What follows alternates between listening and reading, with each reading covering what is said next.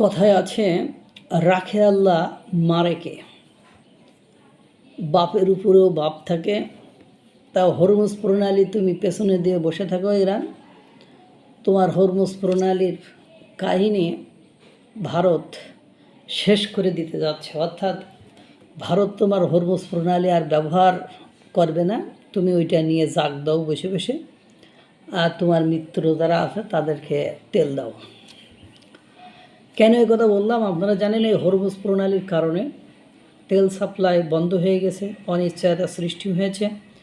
ভারতের জাহাজকে গুলি করেছে, তাদের জাহাজকে আটক করে নিয়ে গিয়েছে, তাদের নাবি মানে জাহাজের যে ক্রু আছে তাদেরকে আটক করে নিয়ে গিয়েছে। এখন ভারত বলছে যে দাঁড়াও ইরান, তোমার ব্যবস্থা আমি করছি।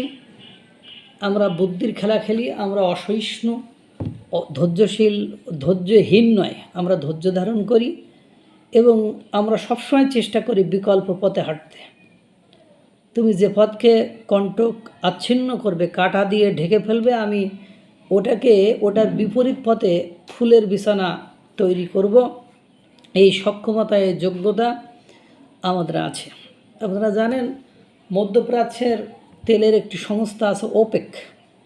এই ওপেকের কারণে ইচ্ছা করলেও আপনি আপনার সক্ষমতা থাকা সত্ত্বেও আপনি তেল বেশি উৎপাদন করতে পারবেন না।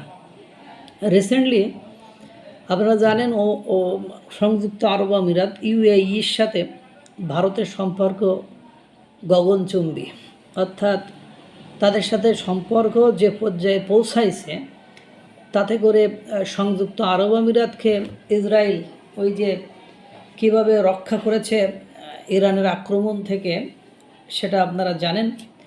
এখন আর ওমান মানে সংযুক্ত আরব আমিরাত বিশেষ করে ভারতের সাথে সব ধরনের ব্যবসা বাণিজ্য চুক্তি, চুক্তি সে চুক্তি মানে যত গুরুত্বপূর্ণ চুক্তি আছে সব চুক্তিতে যাচ্ছে।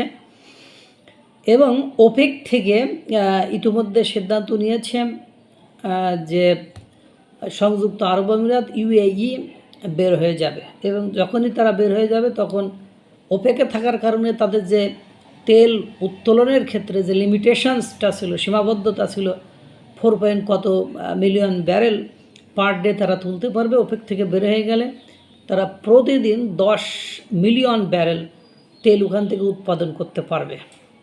এটাই এখন এই তেল উৎপাদন করতে পারলে তারা ভারতকে একটা অন্যরকম সাপোর্ট সেখান থেকে অবশ্যই করবে। এবং হরমুজ প্রণালী, এবার আসেন হরমুজ প্রণালীতে তো নিয়ে আসতে হবে। এখন যখন এটা অসুবিধা করছে তখন একটা বিকল্প তারা পাইপলাইনের দিয়ে ব্যবস্থা করে আরব সাগর পর্যন্ত নিয়ে আসার ব্যবস্থা করে ফেলেছে। অর্থাৎ সংযুক্ত আরব আমিরাত একটা দীর্ঘ পাইপলাইনের ব্যবস্থা করেছে, সেই পাইপলাইন দিয়ে তেল আরব সাগর পর্যন্ত নিয়ে আসবে এবং আরব সাগর ওখান থেকে লোড দিয়ে ইজিলি ভারত তার নিজের দেশে নিয়ে আসতে পারবে। ভারতের ডিজেল সংকট তীব্রতর হলে ভারতকে বিপদে পড়তে হয়, কারণ প্রগতিশীল বা প্রবৃদ্ধিমান একটি রাষ্ট্র হলো ভারত। সেখানে জ্বালানি সংকট মানে তার ইফেক্টটা, তার প্রভাবটা সব কিছুর উপরে পড়ে। আর বর্তমান সময়ে জ্বালানি ছাড়া চলা খুবই কঠিন। আর ভারত তার সিংহভাগই জ্বালানি বিদেশ থেকে আমদানি করে থাকে। এখন সংযুক্ত আরব আমিরাত ইউএইকে নিয়ে ভারত হরমুজ প্রণালীর খেলাটা পাইপলাইন স্থাপন করে শেষ করে দিল। This is the reality. এর নামে ভারত অবশেষে হরমুজ প্রণালীর খেলাটা শেষ করতে যাচ্ছে। আর হরমুজ প্রণালী ব্যবহার করার তার দরকার নেই, ওই পলিসির দিকেই আগাচ্ছে। এবং ওপেক থেকে বের করে নিয়ে আসার পরে হিউজ পরিমাণ তেল আপনার সংযুক্ত আরব আমিরাত উৎপাদন করতে পারবে। আর সঙ্গত কারণেই আরব আমিরাতের সাথে ভারতের সম্পর্ক খুব ভালো, সেক্ষেত্রে তাদের তেল পেতে অসুবিধা হবে বলে মনে হয় না। আল্লাহ তাআলা সকলকে ভালো রাখুক, সুস্থ রাখুক। আসসালামু আলাইকুম ওয়া রাহমাতুল্লাহ।